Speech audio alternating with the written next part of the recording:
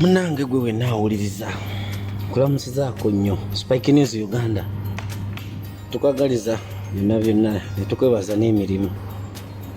Twerabira okusubscribing, okulakinga n'okusharinga. Munange tukyalina information endala nyingi naye kano katukayiseewo. Agamu nkubo galaga nti Nabbanja gumuyita Prime Minister yandiba mu buzibu. Omanyi tulize tubagamba nti omusajja ono akulembera Uganda ayinza okuba nga si muntu w'omwagala ennyo akwekengera, yayinza obutakwekengera naye abaliraanye abamuliraanye, ate w'omukyawe ennyo naye n'akwekengera.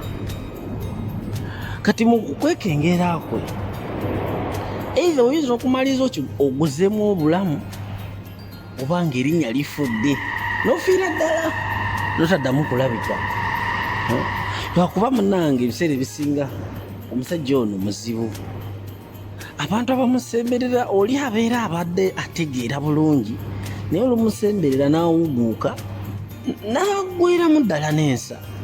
Twakirabira wano ku mukyala gwe bayita Judith Babirye. Omukyala oyo bwegamba tetumumanyi nnyo deep, naye ku bitonotono yagera n'ayimba wano nzijukira ne bagamba Beero, oba yali Beero omwenge ogwo gutaddemu esente, gulina ebintu gulina gundi oba gwali gutegese kirabo.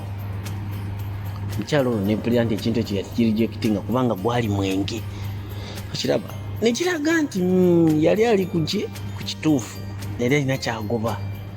Naye bambi bwe yamala okuyingira Parliament alina statement gye yayogera one time, it shocked everybody. Kwebyo ebiseera byatogikwatako alina statement gye yayogera nekanga buli omu, neereka nga buli omu awuninkiridde, ekitegeera.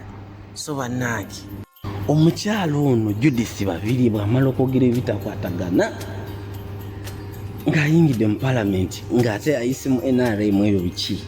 Nemanya nti waliwo ekikyamu ekirigwa either ku musajja ono ali magiko oba alina obuzibu obulala bw'ateeka mu bantu oba waliwo ekirala. Sinakindi omuntu yenna lwakuba munange excitement ya office, excitement y'ebintu ebimu, ate okusingira ddala obadde mwavu ng'omusajja obwavu bwaleese mu Bannayuganda. Omunnayuganda edda yali politics ono Bannayuganda twali tetumuteekako nnyo birowoozo okutuusa omusajja bwaleese obwavu mu bantu obungi ennyo abantu tebakyasobola kwekolera. Kati buli omu alugiramu bw'ati aba alowooza kuyingira politics. Kyova olaba kati wegeekebera oba weetegereza mu nsi ezituliraanye, Uganda ekyasingamu ababaka ba Parliament obungi n'abantu okubeera nti balina attachment ku politics. Ebimaliriza nga abasinga bibaleetedde obuzibu bw'okufiirwa obulamu bwabwe n'ebintu byabwe, kitegeera. Kati era buli ayagala okubeerako nekyakola amala akola attachment ku politics, kitegeera. Kati omukyala Nabbanja bagenda ne bamuwa office n'akolerawo n'alagirawo ddala nti abadde muyala, aleese baganda be, aleese baana be, abaese ba relative bonna abatadde mu office emu, okitegeera. Kyokka naye yeerabira nti omuntu amuwadde office ye nnyini amuwadde ngamu ateeza akamazu. Omanyi omusajja ono agenda n'akuteekaawo ng'akutadde awo oyenjebuke amala akukasuka eri. Nze nina abantu benzize ndaba mu politics wa Uganda, abantu abamu nogamba nti oba singa yali tayingidde politics yandisigaziza erinnya lye bangi. Gwe oba ogenda weetegeeza, genda ng'otunulira ba minisita abo abazze babeera ba minisita ku mulembe gw'omusajja ono gye bali saawa zino bangi nnyo. Tunulira bana baali ba vice, kale just like example ntono nnyo, tunulira baali bagundi ba vice president. Ngenda olabe kino ekikyala kisipesiyoza Wandera Kazibwe ekyali ki vice president nekibulwa kyo kikoleramu Eastern yadde. Tunulira Gilbert baali baseka Bukenya yamalira namukomera nga afiiriddwa almost buli kimu nga n'omwana we bamuse, ekitegeera. Kati wentunulira n'omukyala Nabbanja mulaba nga gyagenda okumalira wabi, yenna yeefuula awoza NRM. Yalina statement awo gye yakola nentunula neŋŋamba era ono alinga kyakalaba. mbo gavumenti terina sente zegenda kuwa mu bantu abatagiwagira. Oyogera ta statement bwetyo ng'oli mukulembeze w'abantu abatagiwagira be baliwa. Mu batawagira gavumenti mulimu abatawa musolo. Abantu bano kozi abayita bavubi naye ajja n'amalira. Ndowooza waliwo kale kyenjagala togeremuko. Waliwo akundi eggulire eriri mu kutambula nnyo ku mikutu egikwata ku Nabbanja ne omwami Hillary Onek. Bali awo basika omuguwa kyoganzi mu kulaba okwanga ate okw'omupimpi okwangu. That's a diversion. Bagala kutuwugula tuve ku kino tutunulire ekyo nga bwolaba Museveni enfuga ye buzaabuza ofuge buzaabuza ofuge buzaabuza ofuge. Bati bwakumidde bannayuganda abafuula bize ku bitayamba ye n'ayisaawo ebibye. Kitegeera kati kyekiriwo otunula bali mu nkaayana bali mu kukola ki. Kati nawulidde nti babadde mu lukiiko olwa NEC ate ne mpulira nti ate mukama waabwe Museveni ate kati yayogeredde bubi Nabbanja. Kitegeera kati ye Nabbanja naye mu butamanya kyempita obutamanya naye nayalaga nti standing on her two legs is trying to argue. Ono amubuuza mbwokoledde ki. Kati nga Museveni ye argument ye gamba nti ababadde ba RDC tebagenda kukirizibwanga kudda mu parliament.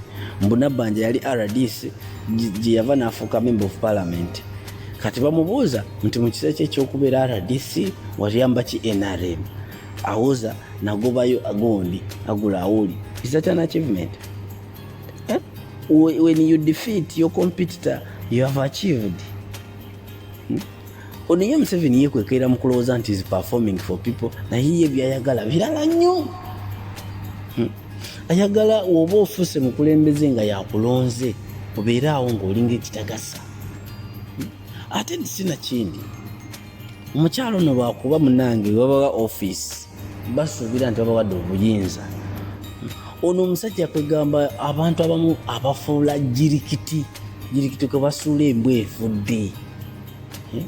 Mu kasameme w'ebyobufuzi mu kutta Abannayuganda abangi basse mu kaseera akatini yali anoonya muntu ki anakakanyako abantu n'alondayo ono gwe yayita omuvubi.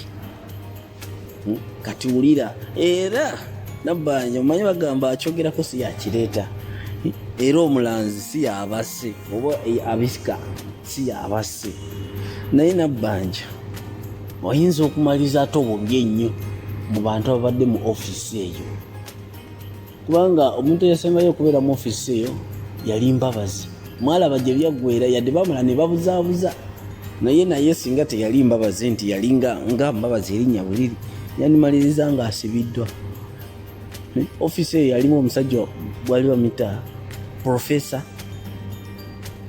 Nsibambi mumwejjukira yafa biseera ebyo naye era naye ebyamutta si kugamba nti yali akaddiye nnyo. Omanyi ofisi gundi gavumenti eno bwe bakutegeera nti olinamuko gundi omaliriza ofudde. Kati munange nnyabo gwe Nabbanja from where Kakumiro oyandibadde weegendereza naye oyo omusajja gw'oliko oyo muyinza okumalira ewala. Okitegeera tugende mpolampola tugende tulabe gye binaggweera naye nga Nabbanja wandibadde weetegereza ebigere byo. Spike News Uganda nga bulijjo subscribe share. Ebirala bikyajja ebirala nga bwe bijja bwe tukyafumba ebirala ebisingawo ko.